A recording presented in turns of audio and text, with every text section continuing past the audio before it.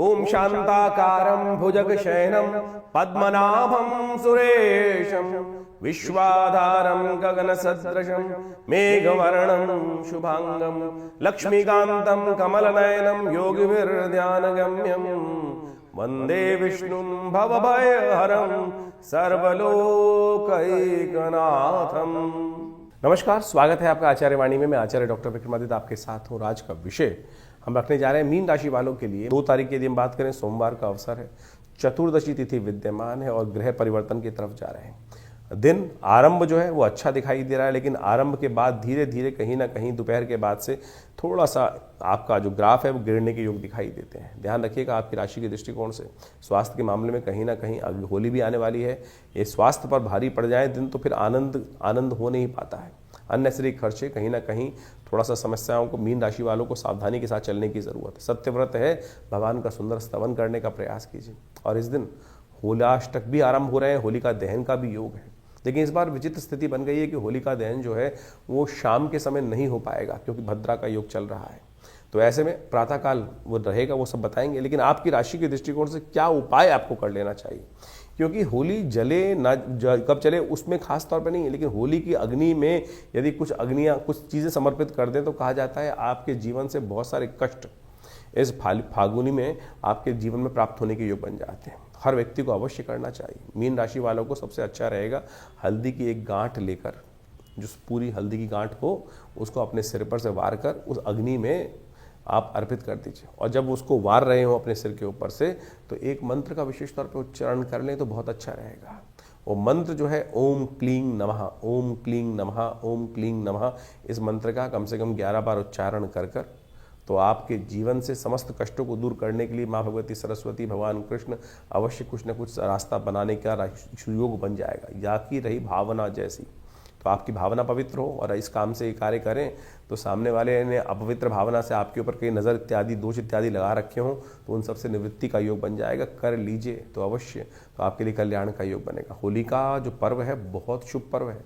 भारतीय संस्कृति में इसकी बहुत ज़्यादा अधिकता महत्ता बताई गई है और ये फागुन की विशेष तौर पर पूर्णिमा की रात्रि के दिन होलिका जलने का महत्व माना जाता है। भारतीय संस्कृति में होलिका दहन एक अद्भुत योग शास्त्र में लेके आती है। इसका काल बहुत जबरदस्त तरीके से शास्त्र में गणित किया जाता है कि कब जलाई जाए होली, क्योंकि होली का एक ऐसा पर्व है कि शास्त्र के दृष्टिकोण से यदि ये होली को हम सही रूप से कर लें तो हमारे लिए ये अद्भुत शुभ योग बना देते हैं, और कहीं इसको अशुभ किया तो बहुत सारे कष्ट जीवन में उत्पन्न करने के योग बना देते हैं। तो होलिका दहन इस बार थोड़ी संशय ग्रसित है। बहुत सारे लोगों ने इसके ऊपर अनेक प्रभाव उपस्थित करने का प्रयास किया है। होली है क्या, पहले तो ये समझें। शास्त्र में कहा जाता है कि भक्त प्रहलाद जो भक्त भगवान के परम भक्त थे और हिरण्यकश्यप के पुत्र थे। तो हिरण्यकश्यप जो अपने आप को स्वयं परमात्मा घोषित कर चुके थे, भगवान विष्णु के विरोधी बन गए थे। कहा जाता है कि विरोधी परमात्मा तो हमेशा कल्याण का मार्ग ही बताते हैं। तो सोचो उस ऐसे दुष्ट के यहाँ भक्त प्रहलाद पैदा हुए और प्रहलाद जी ने भगवान की अनन्य श्रद्धा के साथ पूरी बाल्यकाल से ही उनकी सुंदर रूप से साधना करी, और साधना करने के बाद घर में ही पिता का विरोध नहीं था, सद्बुद्धि देने का कार्य था। ये परमात्मा के लिए तो सब परमात्मा की संतान ही है। कई बार कोई बच्चा विमुख हो जाता है तो क्या पिता उससे विमुख हो जाते हैं? उसका उद्धार करना ही कहीं ना कहीं परमात्मा का लक्ष्य है। तो उन्होंने देव कृपा से उन्होंने उनके घर में ही, परमात्मा की कृपा से उनके घर में ही भक्त प्रहलाद उपस्थित हुआ। तो कहा जाता है भक्त प्रहलाद बाल्यकाल से ही भगवान की श्रद्धा करते थे। घटना बहुत बड़ी है और अनेक बार पिता के साथ उनका विवाद भी हुआ। तो ऐसे में कई बार महाराज थे हिरण्यकश्यप, उन्होंने कई बार पुत्र को क्रोध में आकर मृत्यु दंड देने का प्रयास किया। एक दिन होलिका वहाँ उपस्थित होती है और अनेक का कार्य करने के बावजूद भी परमात्मा की कृपा से वो हर बार बच के आ जाते थे। कहा जाता है होलिका जो थी उन्होंने अपने पिता भाई के समक्ष जाके कहा कि मुझे अग्नि की साक्षात सिद्धि प्राप्त है, मंत्र सिद्धि प्राप्त है, और यदि मैं इसको लेकर अग्नि में बैठ जाती हूँ मैं तो जलूंगी नहीं, ये जल जाएगा। आप सोचो इतनी पुरानी आदिकाल शास्त्र में कथा थी और कहा जाता है कि वो चोला पहनकर बैठ गई थी। भगवान की कृपा हुई कि भक्त प्रहलाद बच गए और होलिका जल गई। भगवान की कृपा देखिए सुंदर रूप से करे। आज से कुछ साल पहले बोलते लोग को है वैज्ञानिक बात करते हैं, बोले कैसे हो सकता है। आज भी बहुत सारे ऐसे सूट्स आते हैं कि उनको पहनने के बाद आज तो वैज्ञानिक युग पराकाष्ठा में है, तो आप उसमें ऐसे सूट्स बना दिए जाते हैं कि उसके अंदर अग्नि में चले जाते हैं लोग और उससे अंदर इंसुलेशन के प्रभाव से कुछ जलता नहीं है। तो भारतीय संस्कृति में कितनी पुराने काल में भी ऐसा वर्णन किया गया था तो जिससे अग्नि उसको ना जले। तो आप सोचो कि वो कितनी जबरदस्त चीजें रही होंगी। तो आज ही विज्ञान को कहा जाता है, लेकिन वो जो पुरानी कथाओं के माध्यम से भी ये कहीं ना कहीं विज्ञान की पराकाष्ठा उस वक्त भी प्राप्त थी भारतीय संस्कृति में।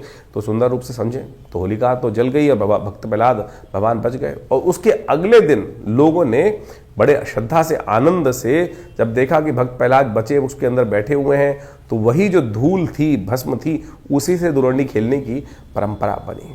ये तो पूरा इतिहास इस कथा का। लेकिन वास्तविक तौर पे मान के चलें कि इस होलिका दहन का समय है बिल्कुल शास्त्र के दृष्टिकोण से। होलिका की अग्नि किस तरफ जा रही है, धूम्र किस तरफ जा रहा है, इसका प्रभाव भी शास्त्र में पूरी तरह से बताया गया है, तो भी हम आपको बताएंगे। लेकिन होलिका के अंदर इस बार का जो काल गणना है वो ऐसी है कि इस बार जो होलिका जो दहन का योग बन रहा है 2 तारीख को और 3 तारीख को पूर्णिमा है। 3 तारीख को उदया तिथि है, 2 तारीख को पूर्व ग्राह्य मानी जाएगी। 3 तारीख की शाम को ग्रहण पड़ रहा है। तो इस कारण से और शाम के समय दिल्ली इत्यादि के क्षेत्र में सूर्यास्त होने से पहले पहले पूर्णिमा समाप्त हो गई है। और सूर्यास्त के शाम के समय में जब चंद्रमा उदय होंगे तो चंद्र ग्रहण पड़ रहा होगा। भारत में ये पूरी तरह से दृश्य है। यदि हम उस तरह ऊपर की तरफ चले असम इत्यादि में तो पूरा ग्रहण दिखाई देगा वहाँ पर।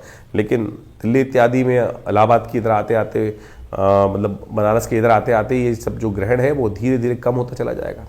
तो इन सब को प्रभाव को समझने के लिए आपको ये समझ लें कि ग्रहण के समय में 2 तारीख को होलिका जलानी पड़ेगी। क्यों? उसमें भद्रा भी पड़ रही है। तो भद्रा के जो काल में कहा जाता है भद्रा समाप्त होने के बाद ही होली जलनी चाहिए। तो सुबह सूर्य उदय के समय में करीब जाकर होलिका का जो है वो अंत होता दिखाई दे रहा है। तो शास्त्र के अनुसार से तो ऐसा कहा है कि सूर्य उदय होने से पहले ही होलिका जलाने का नियम बनेगा। शाम के समय होलिका नहीं जलानी चाहिए। बहुत सारे विद्वानों का यह भी मत है कि भद्रा के पुच्छकाल में, मुख को छोड़कर पुच्छकाल में होली जला सकते हैं। तो सबसे श्रेष्ठ तो है जब भद्रा समाप्त हो जाए उसके बाद ही होली जलानी चाहिए। नहीं तो शास्त्र के अनुसार से कहा गया चतुर्दशी में और प्रतिपदा में होली जलाने से कई प्रकार के अनिष्ट उस क्षेत्र में हो जाते हैं, परिवार में हो जाते हैं, राज्य में होते हैं। तो इस बात का विशेष तौर पर ध्यान रखना चाहिए। पहले तो पूर्ण विधान होता था कि होली कैसे स्थापित की जाएगी, रंडिका नाम की राक्षसी वहाँ पर रहेगी और उसको स्थापित करते हुए समस्त आदि जो क्षेत्र के आदि व्याधियों को दूर करने के लिए ये सब व्यवस्थाएं बनती थी। तो कोशिश ये करें, शास्त्र के दृष्टिकोण से हमने आपकी राशि के दृष्टिकोण से बताया। जैसे एक बात और समझें जो हमने पुनः में आपको बता देते हैं कि शास्त्र के दृष्टिकोण से होलिका अपने आप में एक श्रावणी, होलिका को विशेष तौर पे कहा जाता है फाल्गुनी का और साथ साथ श्रावणी। शास्त्र में 2 महत्व कहे गए हैं और दोनों के समय में भद्रा का देखना परम आवश्यक है। और ये जो फाल्गुनी है जिसके अंदर होली जलाई जाती है, ये आपकी समस्त अलाय बलाएं को आपके जीवन से दूर कर देती है, कष्टों से निवृत्त कर देती है, नजर को दूर कर देती है। और 6 महीने बाद श्रावणी भी आती है। उसी प्रकार उसमें जनेऊ बदलने का नियम शास्त्र बताया गया है और ये समस्त समाज को अवश्य करने का प्रयास करना चाहिए। धीरे धीरे इनका वैज्ञानिक शास्त्र का आख्यान जो है वो लोप होता चला जा रहा है। लेकिन ये जो हमारे ऋषि मुनियों की चीज़ें हैं, शास्त्र के मुहूर्तों का प्रभाव है, इसको अवश्य करते रहना चाहिए। नहीं तो बहुत सारे एंजाइटी डिसऑर्डर्स आज की तारीख में आप मान के चले इतने ज़्यादा लोगों के दिमाग में मनोमस्तिष्क विचार संबंधित कष्ट हो गए हैं। पहले इतनी विक्षिप्तता नहीं होती थी। इनमें से बहुत सारे जो हैं मॉडर्न साइंस ही बोलती है देयर आर साइकोसोमेटिक डिसीजेस बहुत सारी जो हैं। और दवाइयों का जो प्रभाव होता है वो तो केवल 10% बीमारियों पर होता है। बाकी जो 90% बीमारियां दे आर साइकोसोमेटिक डिसऑर्डर्स। और वो इन्हीं सब चीज़ों को वो अनडायग्नोज्ड रहती हैं।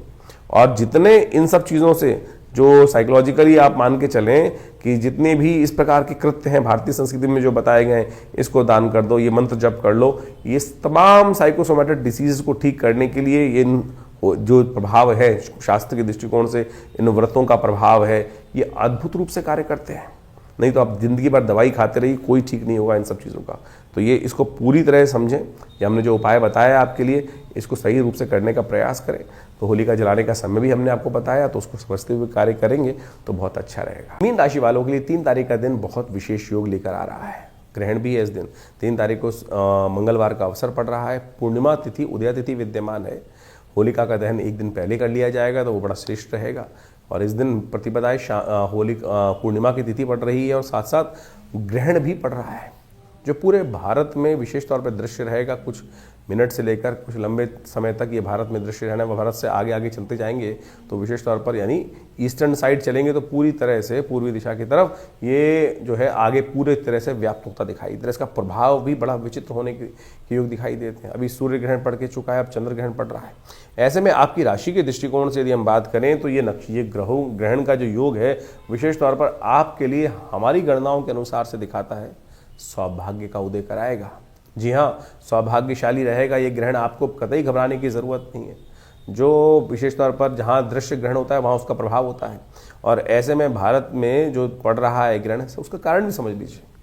शनि आपके सबसे अनिष्ट चल रहे हैं इस वक्त, और वो हो जाएंगे अस्त हो जाएंगे, तो कहीं ना कहीं उन सबसे बड़ा जो प्रभाव, नेगेटिव प्रभाव शनि महाराज की वजह से हो रहा था, वो कम से कम जो है प्रभाव शून्य हो जाएंगे। तो आपकी राशि के दृष्टिकोण से कहीं ना कहीं आपके लिए शुभ होने के योग बन जाएंगे। शुभ को और शुभ करने के लिए आपके लिए एक काम करना चाहिए। आपको इस समय ग्रहण काल में ओम नमो भगवते वासुदेवाय इस मंत्र का स्तवन ज़्यादा से ज़्यादा करने का प्रयास करना चाहिए। जब ग्रहण आरंभ हो तो कोशिश ये करें थोड़े हल्दी मिले जल से स्नान कर लीजिए। ग्रहण के आरंभे स्नाने, ग्रहण मध्य यज्ञ, ग्रहण अंत्य दानम शास्त्र के दृष्टिकोण से कहा जाता है। तो ग्रहण के अंत में दान, पीली दाल का, चने की दाल का अपने वजन के बराबर या जितना भी सामर्थ्य हो, अगर सामर्थ्य है तो वजन के बराबर दान करने का प्रयास कीजिए, और नहीं सामर्थ्य है तो एक मुट्ठी भी दान कर देंगे, भाव भी कर लेंगे, पवित्र कर लेंगे, तब भी उससे अच्छे अद्भुत रूप से आपके कष्टों को दूर करने का योग, सौभाग्य में डबल वृद्धि करने का योग ये ग्रहण बना सकता है। तो ये ग्रहण का पर्व आपके लिए बहुत बहुत शुभ रहने वाला है। और ग्रह गणना के अनुसार से यदि हम नित्यपति की प्रेडिक्शन की हिसाब से भी करें तो ये दिन थोड़ा स्वास्थ्य के मामले में भारी जरूर है। तो अननेसेसरी कामों में ना फंसें। स्वास्थ्य पर ओवर स्ट्रेस लेना किसी प्रकार भी ठीक नहीं है, इस बात का ध्यान रखते हुए कार्य करने। ग्रहण का प्रभाव विशेष तौर पर शुभ है, लेकिन इस दिन की काल गणना, ग्रहों की जो गणना है वो कहीं ना कहीं थोड़ी सी आपके लिए प्रश्न चिन्ह युक्त है। स्वास्थ्य के मामले में थोड़े खर्चे ज़्यादा कराने के योग बना सकती है। देखिए 3 तारीख को चंद्र ग्रहण पड़ रहा है, और ये चंद्र ग्रहण जो है वो विशेष तौर पर खग्रास चंद्र ग्रहण है, और इस चंद्र ग्रहण का प्रभाव बहुत जबरदस्त तरीके से पड़ने वाला है पूरे विश्व में। ये फागुन मास की पूर्णिमा पर जो चंद्रमा ग्रहण पड़ रहा है, ये विशेष तौर पर इसका प्रभाव बहुत जबरदस्त रहने वाला है। इस समय में देखिए ग्रहों की स्थिति ऐसी है कि 4 ग्रह एक साथ होकर विराजमान है, और चंद्रमा और केतु के साथ जिस प्रकार की युति बनी हुई है, तो चंद्रमा और केतु की युति भी जिस प्रकार से बनी हुई है वो आपको अच्छे से समझ लेना चाहिए। ये कहीं ना कहीं ग्रहण का प्रभाव बहुत ही विचित्र पूरे विश्व में पड़ता दिखाई दे रहा है, और ऐसे में ग्रहण काल के अनुसार आप समझ लें ये ग्रहण एक तरह से पर्व काल माना जाता है। ये ग्रहण आमतौर पे इसके इफेक्ट जो हैं वो नेगेटिव माने जाते हैं। इफेक्ट किसी के लिए शुभ, किसी के लिए नेगेटिव, क्योंकि खगोलीय घटना है और उस खगोलीय घटना के लिए ऐसा हो ही नहीं सकता कि सबके लिए अशुभ पड़ रहा हो। किसी के लिए शुभ रहेगा, किसी के लिए अशुभ रहेगा। तो आपकी राशि के दृष्टिकोण से उस प्रभाव को आपने समझ लिया है, लेकिन आप ये समझें इस ग्रहण काल को भारतीय संस्कृति में कहीं बहुत सारे लोग डराने की बात सोच लेते हैं कि नेगेटिव नहीं है। ये ग्रहण का प्रभाव जो है उसको पर्व काल के तौर पे जाना जाता है। अब ग्रहण जहां पड़ रहा होगा, जहां दृश्य होगा, वहीं उसका प्रभाव होगा। वैसे ये ग्रहण का जो आरंभ काल है वो विशेष तौर पे समझ लें। चंद्र ग्रहण का आरंभ काल जो हो रहा है वो हो रहा है करीब करीब भारतीय स्टैंडर्ड टाइम के अनुसार से माने दोपहर को 3:20 पर ये ग्रहण लगेगा, और ये करीब करीब चलेगा 6:47 तक। अब हर क्षेत्र के अंदर ये अलग अलग समय पर ग्रहण लगता दिखाई दे रहा है। यदि भारत के दृष्टिकोण से यदि हम देखें तो इस ग्रहण का अलग अलग काल है। जैसे दिल्ली के अंदर ये ग्रहण बहुत थोड़ी अवधि के लिए लगता दिखाई दे रहा है। दिल्ली में ये जो ग्रहण लगेगा वो आरंभ होगा करीब करीब, वैसे तो जैसे हमने टाइम बताया आपको 3:20 पे तो भारत में पड़ना शुरू, उससे पहले शुरू हो जाएगा, पृथ्वी पड़ना शुरू हो जाएगा। लेकिन दिल्ली के अंदर जो चंद्र उदय हो रहा है, ग्रस्त उदय हो रहा है चंद्रमा, उसी टाइम से उसका प्रभाव माना जाएगा। यानी 6:23 से आरंभ होकर करीब करीब 6:47 तक रहेगा। टोटल 24 मिनट का ग्रहण दिल्ली में पर्व काल है, ग्रहण का मुख्य काल है।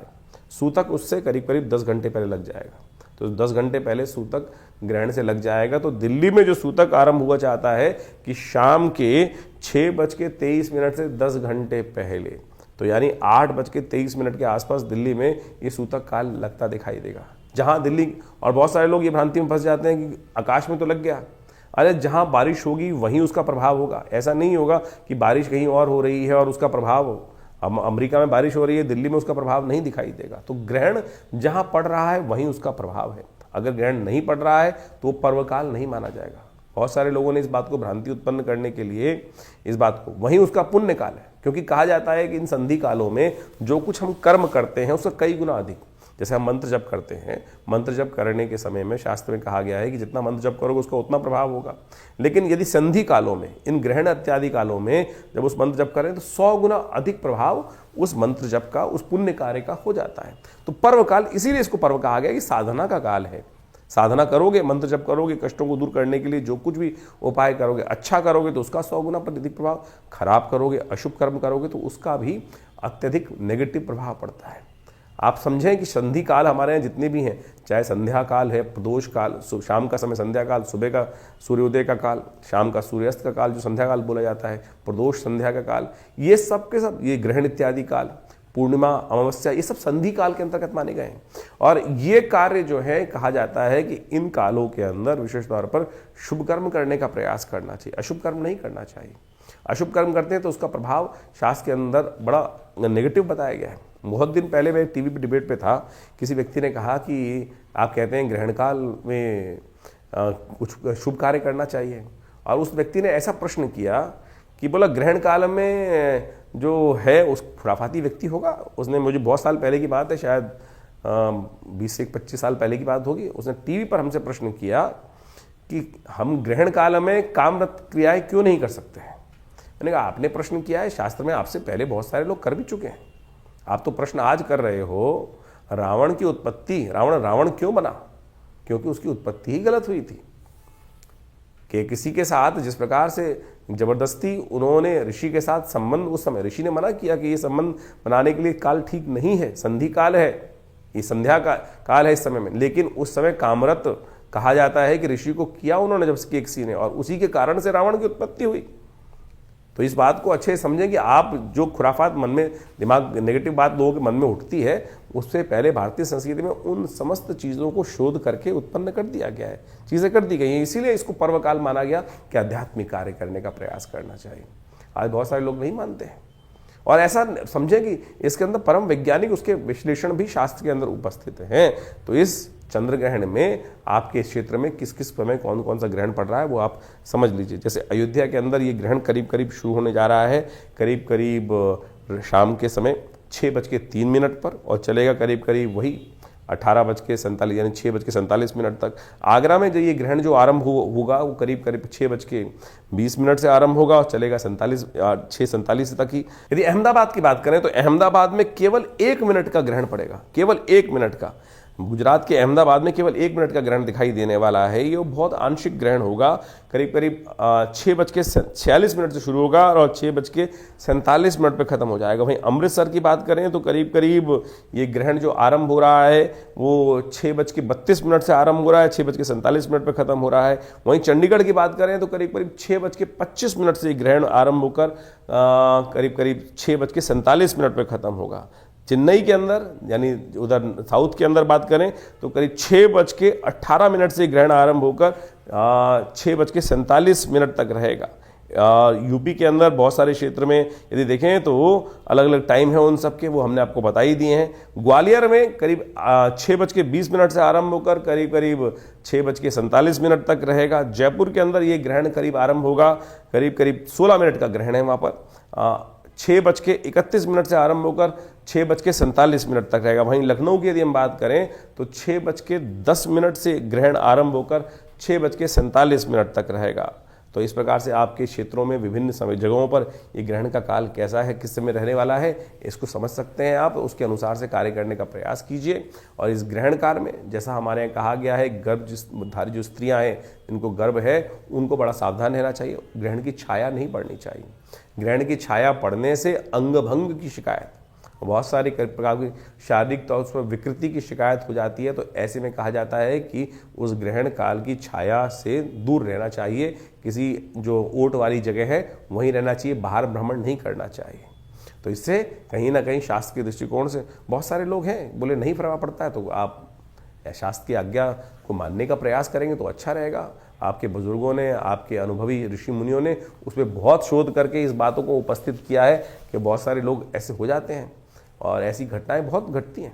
ग्रहण के काल में सो जाते हैं बहुत सारे लोग और कई बार हमने देखा कि कई लोग जो मतान्ध हैं इस प्रकार की बात करते हैं, कुछ नहीं सब सो। और जब शरीर में बालक के जो संतति उत्पन्न जब गर्भ में है उस पर नेगेटिव प्रभाव पड़ता है, फिर कोई मानने को तैयार नहीं होता है।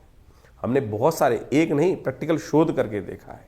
ऐसे बहुत सारे केसेस हैं जिनको हमने स्वयं देखा, ऐसा प्रभाव हुआ है और वो ग्रहण काल के कारण ही, छाया के कारण ही, नेगेटिव समय के कारण से ही उसका प्रभाव पड़ता है। तो कोशिश ये करें आप इस समय में, ग्रहण के काल में कहा जाता है कि ग्रहण के आरंभ, जब ग्रहण आरंभ हो तब उस समय स्नान कर लेना चाहिए। ग्रहण के आरंभ में आप देखें समस्त तीर्थ स्थलों पर स्नान इत्यादि की परंपरा रहती है। और ग्रहण काल में मंत्र जप, जितने भी आपके मंत्र हैं, कहा जाता है कि ग्रहण काल में यदि मंत्र जप ना किया जाए तो जो आपके सिद्ध मंत्र हैं वो भी सो जाते हैं और उसके बाद फिर दोबारा आपको उन मंत्रों को जागृत करने के लिए पूरी विधि, जैसे आपने किसी मंत्र को, गुरु से दीक्षित मंत्र है आपका, और उस ग्रहण काल में उस मंत्र को मानसिक तौर पर आपने जप नहीं किया तो वो खत्म हो जाएगा, उसका पूरा प्रभाव ही शून्य हो जाएगा।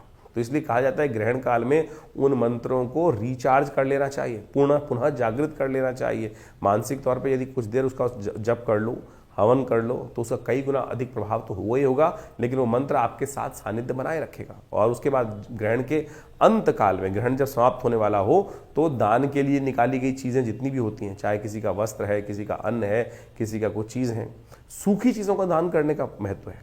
बहुत सारे लोग दूध को दान कर देते हैं, वो नहीं किया था। तो इस बात को समझें, तो इस बात का ध्यान रखें कि सूखी चीज़ें सबसे श्रेष्ठ ग्रहण काल में दान करने की व्यवस्था है। अन्न का दान, दक्षिणा का दान, पैसे का दान, ये सब चीज़ें करने का शास्त्र में नियम है। तो निकाल कर, अब ग्रहण काल में कोई दक्षिणा आपसे नहीं ले रहा है, ये ध्यान रखें कि उस पर भी तो प्रभाव पड़ेगा उसका, तो निकाल के रख दीजिए पैसे और ग्रहण काल के बाद उन चीज़ों को दान कर दीजिए श्रेष्ठ किसी व्यक्ति को, तो बहुत अच्छा रहेगा। इस ग्रहण काल में आप इस कार्य को करने का प्रयास करें। इस ग्रहण का प्रभाव ज्योतिषीय दृष्टिकोण से थोड़ा सा आने वाले करीब 40 दिनों तो 45 दिनों तक इसका प्रभाव पूरे विश्व में होता दिखाई दे रहा है। एक तो रौद्र नाम का जो संवत आरंभ हो रहा है, 6 तिथि को आरंभ हो रहा है, उसके कारण से पूरे संसार में कई प्रकार की समस्याएं उत्पन्न होने के योग बनेंगे। भारत में विशेष तौर पर जिस ग्रहण का प्रभाव जो पड़ रहा है उसके काल से जो है वैमनस्य कहीं ना कहीं समाज के अंदर फैलता दिखाई देगा। और यदि आर्य संहिता को, जिसको वृहत संहिता को हम उठा के देखें, वृहत संहिता को, आर्यभट्ट के द्वारा लिखी गई वृहत संहिता को, तो उसमें लिखा है कि फागुन मास में जब भी चंद्र ग्रहण पड़ता है तो उसके अनुसार से ग्रहण के मध्य क्षेत्र में, जहाँ ग्रहण का, जैसे भारत का जिन जिन ग्रहण में पड़ रहा है वहाँ के मध्य क्षेत्र में, और साथ साथ उसके पूर्वी भाग के अंदर विशेष तौर पर वहाँ पर ज़्यादा उपद्रव और ज़्यादा अशांति का वातावरण बनता दिखाई देगा। उनके चारों तरफ भारत की जो स्थितियाँ हैं वो कहीं ना कहीं विकट होने की स्थिति बनती दिखाई दे रही है। अस्थिरता का वातावरण बनता दिखाई देगा, दुर्घटनाओं का वातावरण, वैमनस्य का वातावरण, क्योंकि इस बार संवत भी बहुत अच्छा नहीं कहा जा सकता है, तो पूरे विश्व में कहीं ना कहीं कोलाहल ज़्यादा रहते हुए दिखाई दे रहे हैं। और इस ग्रहण का प्रभाव तो बहुत लंबे क्षेत्र में पड़ रहा है। तो आप कोशिश करें इस समय में जो उपाय बताए गए हैं उनको अवश्य करने का प्रयास करें, जिससे आपके जीवन में उसकी कष्ट ना हो। 3 तारीख को ग्रहण पड़ रहा है और 3 तारीख को ग्रहण के समय में हमने विवेकानंद योगाश्रम में सर्व कष्ट निवारण यज्ञ रखा है। जी हाँ, देखिए इस समय चंद्रमा जो हैं वो ग्रहण का युग बना रहे हैं। मंगल अस्त अवस्था में, राहु के सूर्य के साथ फंस गए हैं, बुध भी अस्त अवस्था में है और सूर्य राहु की युति चल रही है। तो ये कहीं ना कहीं बड़े विचित्र ग्रहों का दौर चल रहा है। बहुत सारे ग्रहण का प्रभाव है, किसी के लिए अच्छा, किसी के लिए खराब, लेकिन समस्त कष्टों को निवारण करने के लिए ग्रहण एक पर्वकाल होता है। और दिल्ली में ये ग्रहण बहुत थोड़ी देर के लिए पड़ रहा है, कुछ देर के लिए पड़ रहा है, करीब करीब आप मान के चलें ये 37 मिनट का जो ग्रहण है उस समय में हमने विवेकानंद योगाश्रम में एक विशेष यज्ञ रखा है, सर्व कष्ट निवारण यज्ञ। ग्रहण के काल में सर्व कष्ट निवारण यज्ञ, मंगलवार के दिन ग्रहण पड़ रहा है, तो समस्त नवग्रहों की शांति और साथ साथ बहुत सारे विभिन्न मंत्रों का इसमें जप रहेगा, यज्ञ रहेगा, और साथ साथ ग्रहण काल के बाद सुंदरकांड का पाठ भी रहेगा। तो आप सब इस कार्यक्रम में भाग ले सकते हैं। अपने स्थान को आरक्षित करने के लिए तुरंत हमारे नंबर्स पे फ़ोन करके अपना स्थान आरक्षित कर लीजिए, क्योंकि ये एक सर्व कष्ट निवारण यज्ञ है। फिर 6 महीने बाद करीब कोई ग्रहण पड़ने का योग बनेगा। तो इसमें क्योंकि रुद्र नाम का संवत भी आरंभ हो रहा है, तो उससे पहले ये मौका है कि हम समस्त आनंद से अपने कष्टों को जीवन के दूर करने के लिए भगवान का नाम जितना हो सके वो लेने का प्रयास करें। कष्ट निवृत्त होगा तो कष्ट से दूर करने का योग, जीवन में आनंद का योग बहुत सुंदर तरीके से बनेगा। मीन राशि वालों के लिए 4 तारीख का दिन बहुत विशेष है। वैसे तो सबके लिए विशेष है, होली का महापर्व है और ये होली का महापर्व आपके लिए बहुत अच्छे से योग लेकर आया, परिवर्तन का योग लेकर आ रहा है आपके लिए, और इसको परिवर्तन की तरफ ले जाना आपके ही जिम्मे है। कई बार हमारे ग्रह हल्के चल रहे होते हैं, कई बार भारी चल रहे होते हैं, तो ऐसे में ये होलिका के दिन ग्रह परिवर्तन की तरफ जो जा रहे हैं वो आपके लिए बहुत शुभ योग बनाने के लिए तैयार हैं। इस दिन एक शुक्र ग्रह का परिवर्तन होने के योग है कि वो शनि के नक्षत्र में प्रवेश कर रहे हैं, शनि के साथ बैठे हुए हैं। शनि अस्त हो जाएंगे तो ये इसका प्रभाव भी आपके लिए कहा जाता है कि एक ऐसा सुंदर योग बन जाएगा जो आपको कहीं ना कहीं अट्रैक्शन पार ला देगा। अट्रैक्ट करने की बहुत सारे जो संपदा को अट्रैक्ट करने का, शुभ को अट्रैक्ट करने का योग शनि के अस्त होते ही शुक्र के साथ युक्ति बनने से हो जाएगा। शुक्र पूर्ण ताकत में इस वक्त दिखाई दे रहे हैं आपकी राशि के दृष्टिकोण से। होली है इस दिन, होली का महापर्व आनंद का पर्व, धुलैंडी का महापर्व है। विशेष तौर पर लोगों ने बड़े आनंद से होली खेली थी जब भक्तों की मनोकामना पूर्ण हुई, प्रहलाद बच गए। तो ऐसे में आपको क्या करना चाहिए? सबसे पहले प्रहलाद की कृपा किसने करी? जहाँ पर कृपा राम की हुई ता पर कृपा करें सब कोई। तो इसलिए भगवान को प्रसन्न करने का प्रयास करें। आज संसार के लोगों को प्रसन्न करने के लिए लगे हैं। यहाँ संसार में ना निष्ठाएं बहुत जल्दी बदल जाती हैं। अपनी निष्ठा परमात्मा के प्रति रखने का प्रयास करो।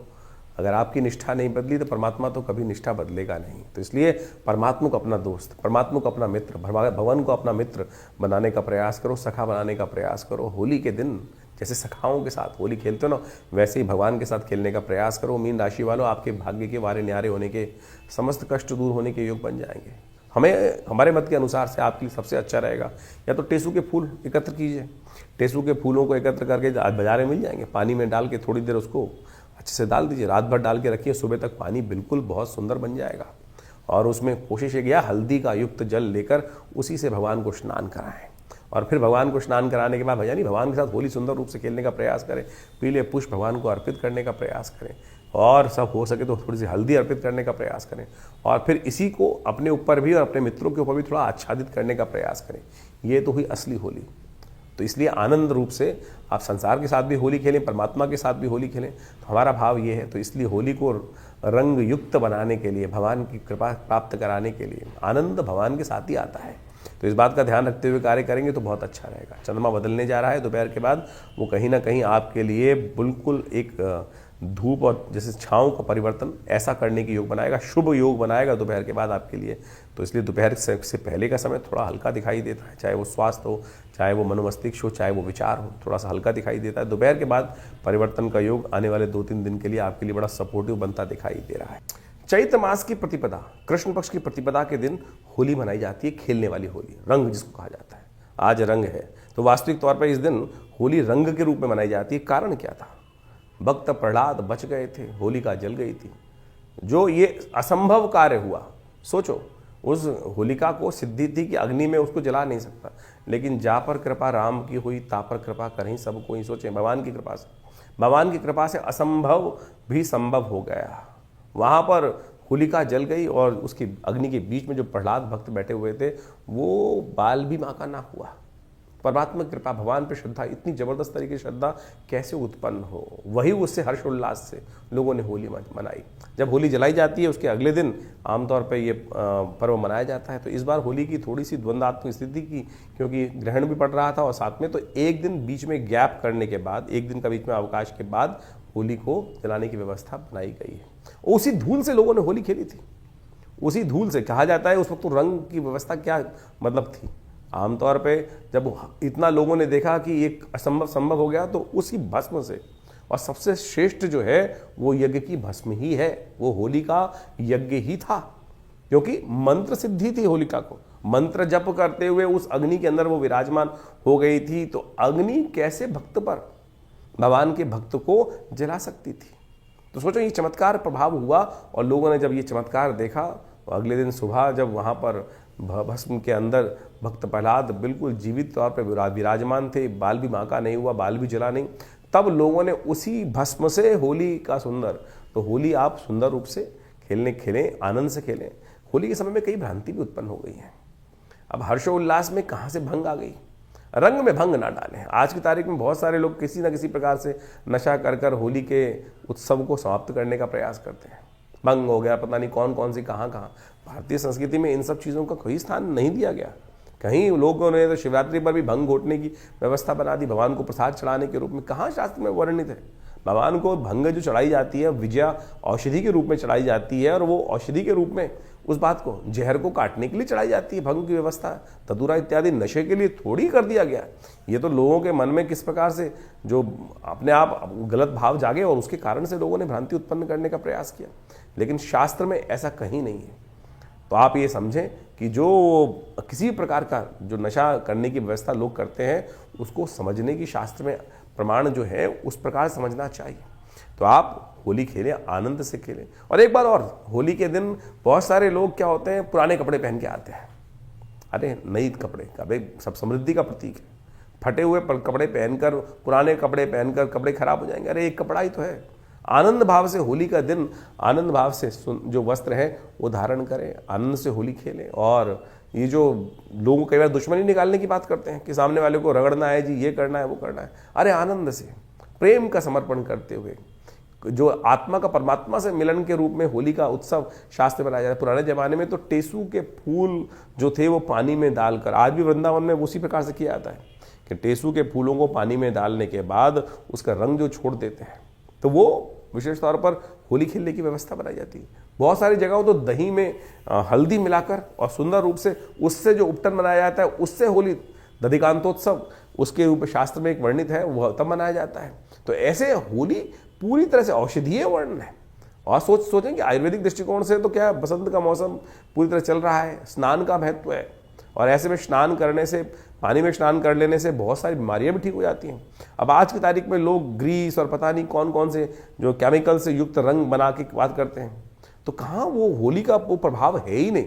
वनस्पति दृष्टिकोण से, औषधीय दृष्टिकोण से जो होली के महत्व बताए गए हैं, तो उस तरह से होली आप खेलने का प्रयास करेंगे तो हो जो हल्दी वाला पानी, पलाश के फूलों से बनी हुई जो होली के रंग हैं, केसर के पानी से बना हुआ जो पानी जो है, वो उस तरह से भारतीय संस्कृति इतनी जबरदस्त संस्कृति थी। अभी इस पे कमेंट आने शुरू हो जाएंगे, मैंने केसर शब्द उच्चारण जो कर दिया है, लोग कहेंगे केसर खाने को नहीं मिलता और आप कह रहे हैं केसर से होली खेलने की व्यवस्था।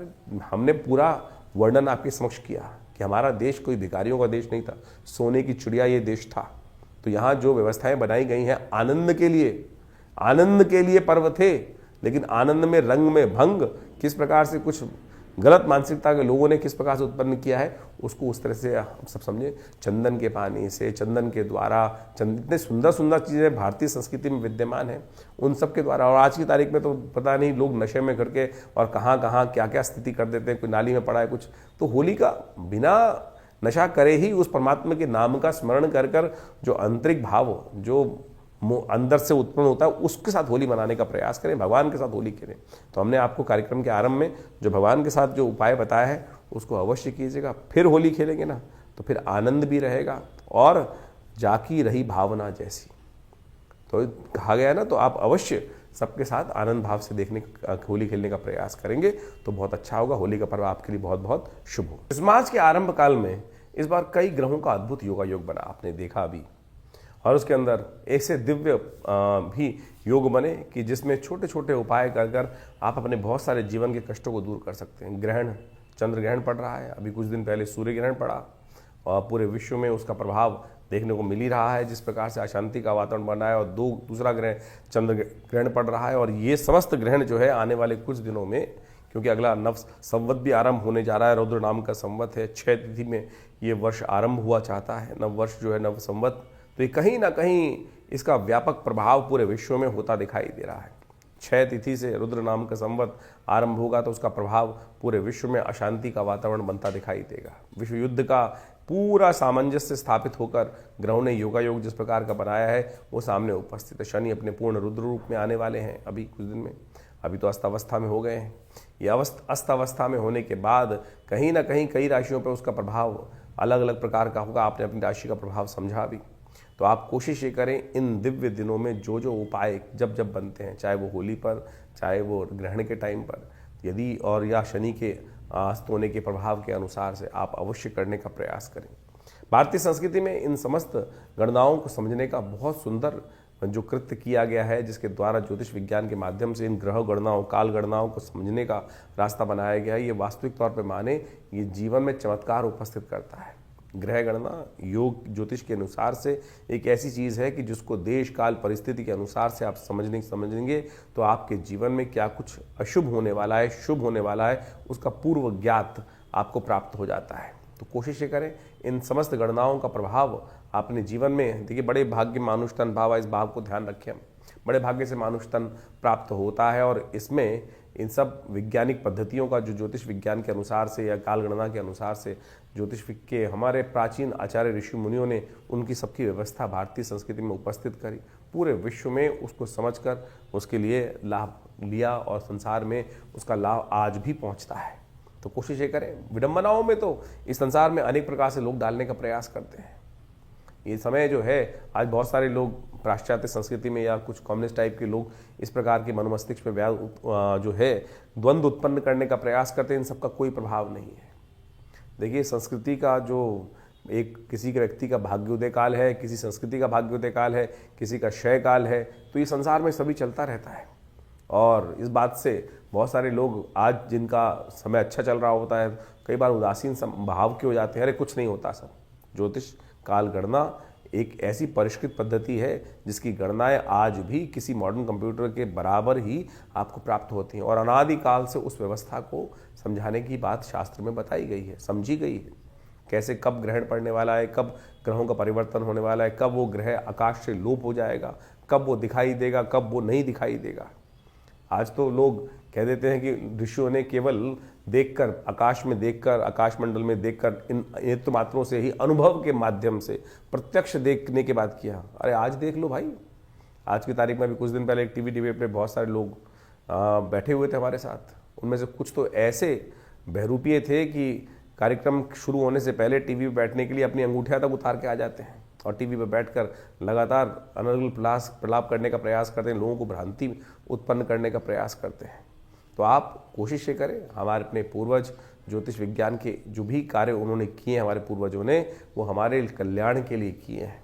और इन सब प्रभावों को समझें और ज्योतिष विज्ञान के माध्यम से जो हम आपके समक्ष ये उपाय उपस्थित करते हैं, ये छोटे छोटे हैं लेकिन शास्त्र वर्णित हैं और इनको हिंग लगे ना फिट के रंग चोखा हो, ऐसा हमारा प्रयास है कि आपके जीवन में समस्त कष्ट दूर होने के योग बने। और पौराणिक ज्योतिष के अनुसार से हम इन समस्त वैदिक ज्योतिष में, पुराणिक ज्योतिष के अंतर्गत बहुत सारे जो उपाय शास्त्र में बताए गए हैं, कथाओं के माध्यम से ही बताए गए हैं, उन चीज़ों की टेस्टिमनीज बताई गई हैं, वो हम आपके समक्ष उपस्थित कर रहे हैं, बताया है। और उन ग्रंथों का नाम तक हम आपके समझ बताते हैं कि कहाँ किस प्रकार का वर्णन वो उपस्थित है। कोशिश ये करें उनको अपने जीवन में उतारें। हाँ, आपके मन में कोई प्रश्न चल रहा हो तो चिंता ना करें, ये हमारा जो व्यवस्था है आपके लिए अपनी है। आप फ़ोन नंबर्स पे अपने प्रश्नों को लिख के भेजें, व्हाट्सएप के माध्यम से भेजेंगे तो हम जरूर उनके जवाब भी जल्दी से जल्दी आप तक भेजने का प्रयास करेंगे। हाँ, थोड़ा देर जरूर लग सकती है उसमें, बहुत सारे लोगों के प्रश्न आ रहे होते हैं और उन प्रश्नों के माध्यम से हम जल्दी से जल्दी उनके उपाय आप तक भेजने का प्रयास करते हैं।